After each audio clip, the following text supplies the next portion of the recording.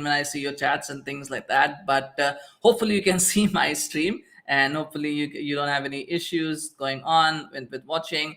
And I'm just going to give it a minute here just to make sure that it is working. Yes, it is working. So yes, we're live. And right, so welcome to those of you who are here, and those of you who are watching this later on. Totally fine as well. Do share in your comments as you watch. We're going to talk about the multi-club ownership model that there's, and this got me thinking, with the Chelsea acquisition of Strasbourg. Now I say Chelsea, of course, it's Blue Coat that has taken over, but we can call it Chelsea acquisition of Strasbourg. And it just got me thinking, because multi-club ownership is still relatively sort of new, but it's kind of growing now. There is the Red Bull franchise, obviously, which has Red Bull Salzburg, Red Bull Leipzig, New York. I think they have one in Brazil as well, if I'm not mistaken. They've got a bunch of Red Bull clubs everywhere. The City Football Group, of course, or as I like to call it, the City Franchise Group. They've got a few clubs as well, Girona, Mumbai City, Melbourne City, Manchester City. So they've got all of these clubs. Now Chelsea are kind of getting into it. Saudi Arabia might be getting into it as well, with Newcastle and some other clubs they're going to be bringing along. So I mean, it's an interesting foray into the future as to what the model of club ownership could look like. And obviously, there are benefits to it. As with anything else, there are bad parts to it. And so we kind of just do a little bit of analysis, a bit of deep dive as to what's happening and what's going on. And so share in your comments as well, of course. If you are live, do share in the things that's happening. I think at the moment, I am not sure. Is my right? Let me just check. I think my stream working. Right. I can't tell at the moment if my stream is working, but let's come check this again to make sure that it is. I'm not sure at the moment that it is, and I think it's not. Is it working? Is it working? I'm just gonna look and check to see. Right, there is one person watching, but yeah, it's a weird thing that happened.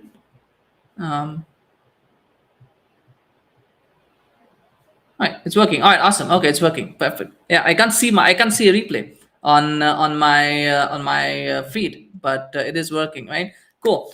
Okay. So right. So let's talk about the multi club. So as just going back to talking about all this, just say and share in your chats as well, of course, about City Football Group and all of that. So right, how does multi club ownership actually work? Right. So basically, it's an owner of a football club, could be a consortium, could be an organization, could be one person, and they decide, what, we've got this one club, and now let's try and build this out as a franchise. Let's buy other clubs across Europe, across the continent, across other continents. So for example, Manchester City, they decided that they've done something with Manchester City. Now how do you grow the brand? How do you grow the profile? So you go and buy a stake in Girona, right? And then you buy a club in Mumbai and you call it Mumbai City. You buy a club in Australia, in Melbourne, you call it Melbourne City. So you create all of that, so all of these sort of different small clubs. And basically, it's same thing with New York. With Red Bull did that as well. And so essentially, the good part about this is that, for one, you get to pool resources in a way, because imagine that if your one club in Melbourne has this scouting network all across Australia. So now you don't need to set up a scouting network in Australia, because you can already tap into your Melbourne City FC. I'm just giving examples here, of course, and you tap into that scouting network, for example. Obviously, you grow the profile of all the clubs, because if Melbourne City are doing well, you can go, hey, Melbourne City are doing great. Why don't you also support Manchester City, or why don't you also support Mumbai City, for example? So you do that, and so you build out the brand of that City group, for example, or the Red Bull group. You build out a brand. It's a little bit tedious, because club football generally tends to be very territorial, so it's very rare. It's not a massive branding, but it does help. When you've got all these other brands, it does help in some cases with the glory hunting fans, as we like to call them. They do support, so that does work. Now, that's one of the good parts, is you can obviously do a lot of scouting, assuming that somebody in Mumbai finds a fantastic talent, a wonderful talent. Then they can go and tell Manchester City, hey, what, we've got this fantastic talent in India. Do you want to sign him up for you? You can do that. Otherwise, also, maybe there is a talent that they're scouting in India, and Manchester City could go, hey, you know what, we've seen this guy is pretty good, we want to sign him. How good is he? Can you give us scouting reports on him, because you might have done something? So it's different ways of working. It really helps. And I think talent development, I think, is one of the things, that one of the real main benefits because you can really tap into that network. And it really works well for clubs like Red Bull. This works well for clubs that have scouting networks in South America, because South America is such a hotbed of talent. And so if you've got a club already established in South America that has scouting networks established there, and you take over that club, you've now got access to that scouting network that exists in that particular continent or in that particular region. And so that helps Red Bull a lot. And actually, if you remember, when Ralf Rangnick joined Manchester United, Ralf Rangnick, of course, as you know, has done a fantastic job with building the Red Bull brand. He actually tapped into a lot of those South American networks, and that's how he found out about Julian Alvarez, where he was like, Manchester United should sign him, because he found that. I think he was also looking at Enzo Fernandez, another player that he had recommended, where he's like, these guys can be signed, because he tapped into that South American network that already existed with Red Bull. Of course, Manchester United decided they didn't want to sign either of them, because that's Manchester United. But the fact is that it does work in terms of talent development, and it does work in terms of scouting, it works in terms of branding. But that's the good side of it, right? That's the nice little benefit that clubs get. The bad side of it, and I will go to one of the bad sides also, is that the sporting advantage that it offers to a club who's a multi-club is obviously better than one who's single club. Now imagine Aston Villa, right? Aston Villa don't, I mean, you compare someone like Manchester City and Aston Villa. If Manchester City are interested in a South American player, and Aston Villa also interested in a South American player. Now Manchester City already have that built-in infrastructure. They have the built-in framework in South America. I'm just assuming that. I think they do, but maybe they don't. But I'm just saying as an example that Manchester City have, a built-in scouting network in South America. So they can scout the player much better than Aston Villa can. They can probably speak to them much better. The connections, they can make that much better than Aston Villa probably can, because they don't have those sort of personal networks and contacts in South America. So Manchester City already have an advantage in terms of signing the player than maybe Aston Villa do. And another thing is that after Manchester City sign them, they can say, right, this is our plan. We'll put you on loan in, this particular club. Then we'll put you on loan in Europe in this particular club. And then, if you're ready, we'll bring you to our club. Otherwise, we'll just sell you on, and, you still got that pathway. Whereas with Aston Villa, they can't probably do that, because even if they want to loan them to another club, they've got to go and speak to that club and go, hey, do you want to loan him? They've got details to discuss. Whereas for a club that already has those networks, they don't have to do that. They can just go, right, Girona, you're loaning this, you're taking this player on loan. We signed him. We think he might be good for Manchester City. You're taking him on loan right now. So take him, develop him, and then we'll come and pick him up in a year or 2 years. If he's ready, we'll bring him up. Otherwise, we'll think what to do. So they do that. That happened with Angelino. Angelino, if you remember, Angelino actually bounced around quite a bit in the City group. I think he went to Girona. He was at New York City FC as well. And then finally, they brought him into Manchester City, because he might have something about him. So they brought him in. So it's like ways like that where they work around different groups. And you can do that with managers as well. If you think there's a manager with potential, you bring him into maybe New York City. You see how he does in MLS. He does well. Bring him to Girona. See how he does well in La Liga. All right, let's put him now. Unless he's good, let's give him to Manchester City. He could be a future Manchester City manager. You can keep everything in house. So that's one of the disadvantages for a club that doesn't have the multi-club ownership model. They don't have that insular or that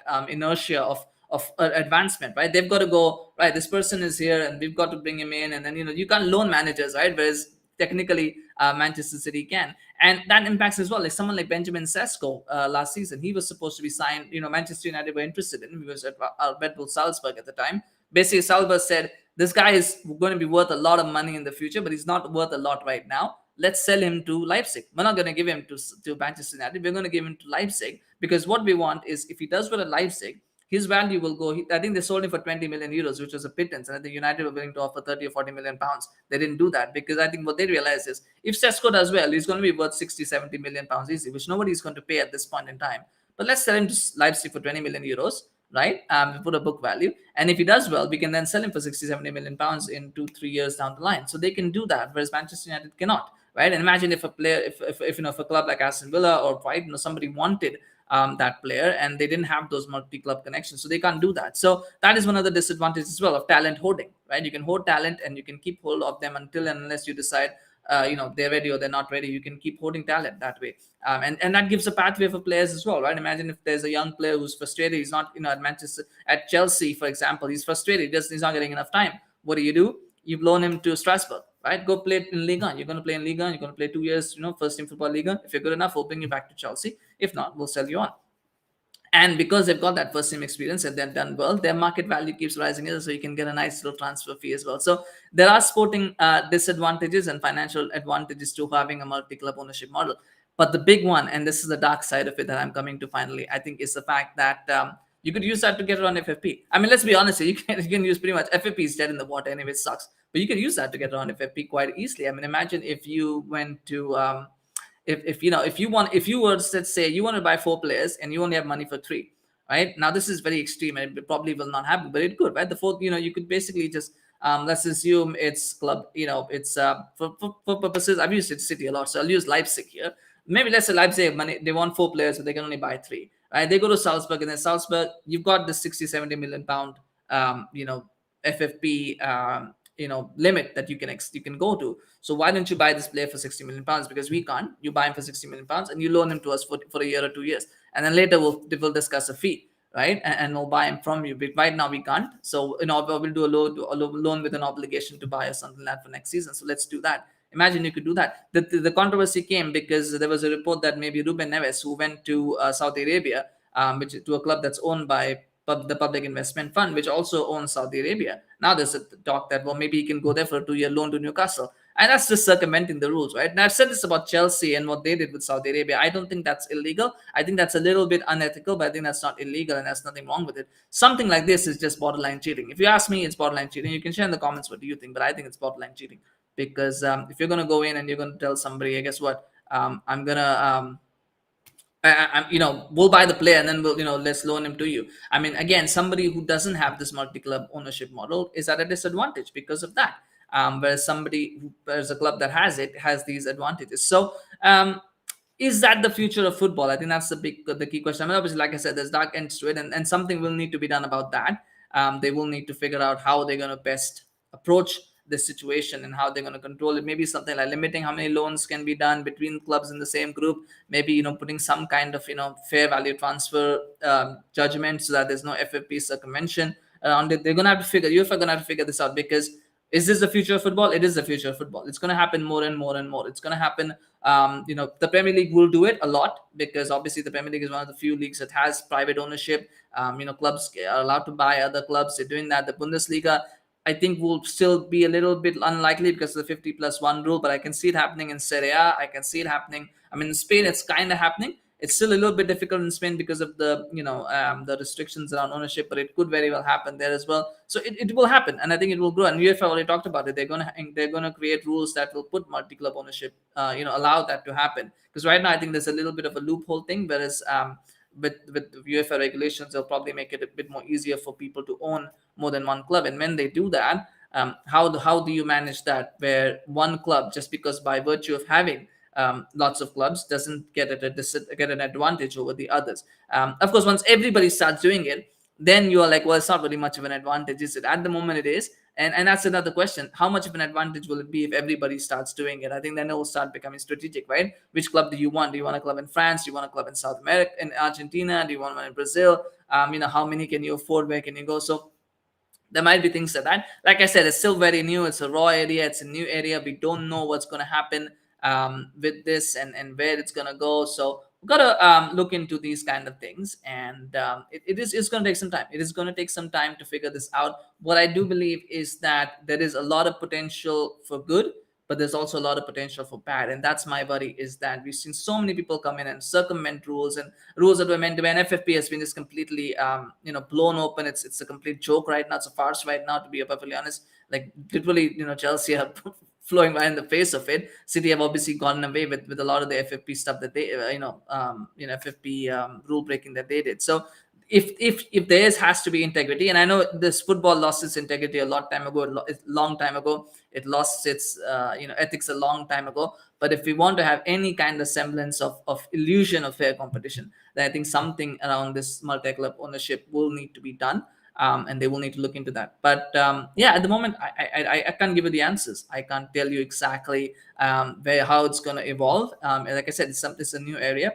I do see it evolving, and I do see it becoming not just. It's already quite strategic, but I see it being more of I see it as an essential part of club ownership. I think along with transfer budgets, I think a lot of fans will start asking, well, how many clubs are you going to invest in outside of our club? Which other clubs are you gonna buy for us? Like, and if there's new owners, well, how many other clubs does that new owner own, and what happens there? And then again, the question becomes, is there a tiered club model? Like, is there one club that's a big club, right? And then there's other small clubs. What do the other small clubs feel about that? Like, it's always interesting, right? Imagine what Mumbai City or Melbourne City, what do they feel about Manchester City sort of being, if in theory, what do they feel if Manchester City took precedence over all those other clubs?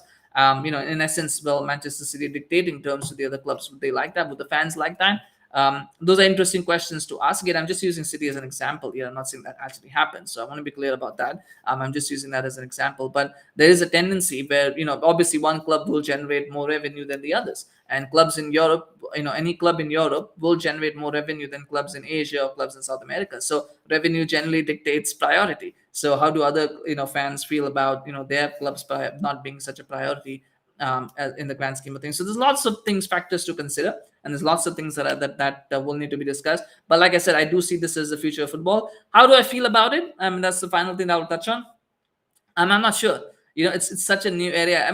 To be honest, I do feel it takes away from football a little bit, right? When you have one person owning 3-4 clubs, or one group or one company owning 3-4-5 clubs, and they're using that, sort of a franchise, like a McDonald's model, right? Where today I want to try this burger, tomorrow, today I'll go to this model, well, to this McDonald's store, but tomorrow I'm in another country, well, I can still go to that McDonald's store, right? It's like McDonald's, isn't it? Decide which country you're in and follow that particular club in that, owned by that group in that country. It is a little bit like that. But like I said, football sold its soul a long time ago. It's given up its ethics, its integrity. I think most of the fans today, how many hardcore fans even exist today, right? How many fans exist where they only support one club and nobody else? The reality is the big money is in the glory hunters, as we call them. I'm not a big fan of the term, but in this context, it just, the money is in the glory hunters, the guys that you can make switch allegiances, and there are lots of fans who are willing to switch allegiances depending on success. So that's where the money is. So I guess clubs are following that. Do I see that as something that is? Do I see multi-club ownership as something that's good for football? I don't, and I'll be honest about that. I don't see it as good for football, because in many ways it does take away from the fan experience a little bit, and it does take away from, because ultimately what you want is, you want sporting fairness and financial fairness. And I know financial fairness is a pipe dream. We're never going to achieve that. But this sporting fairness is something. Like, imagine if a club like Brighton, what they've done with in terms of scouting and finding these young talents. Now, I don't know, Brighton also have a multi-club ownership model. Maybe somebody can tell me in the chat if they do. But if they don't, right, and they're scouting all these hidden gems, and they're bringing all of these players, giving them a platform to perform, how great is it? But imagine if it takes this away from the story a little bit, when it's like, oh yeah, they've got this feeder club in South America, and they just find talent there, and then they give them to Brighton, the good ones. Brighton just come and take the good ones, and then they develop them and do that.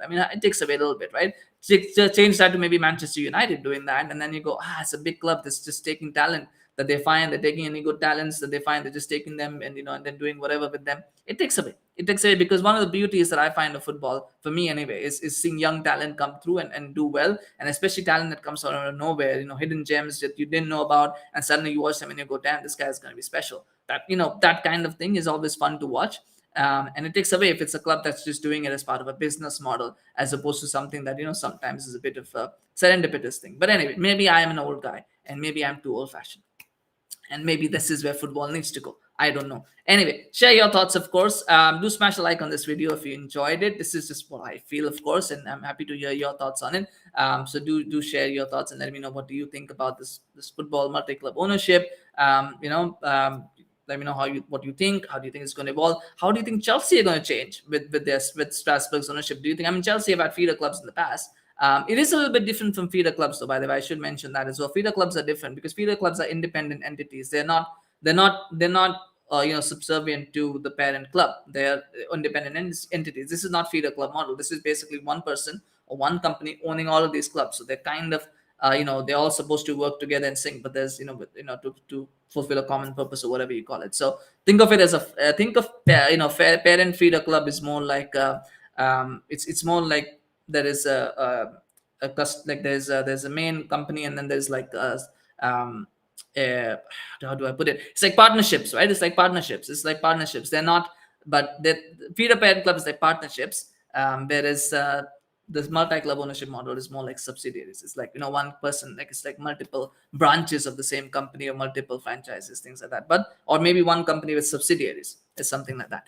Anyway. Right, so all India, of course, smash the like if you enjoyed this video. Thank you so much for watching. Tell me, in the comments, what do you think? This is actually the first live video that has gone really, really well. I've tried to do live videos so many times. I don't think it's ever gone well. So I'm hoping this one has gone well. So let me know what do you think about this. Of course, do subscribe to our channel on YouTube. Follow us on Facebook, Twitter, Instagram. Links are in the description below. Please, we always appreciate your support. So please do that. If this has gone well, I'll do more live videos in the future. So and other guests as well. So please do subscribe.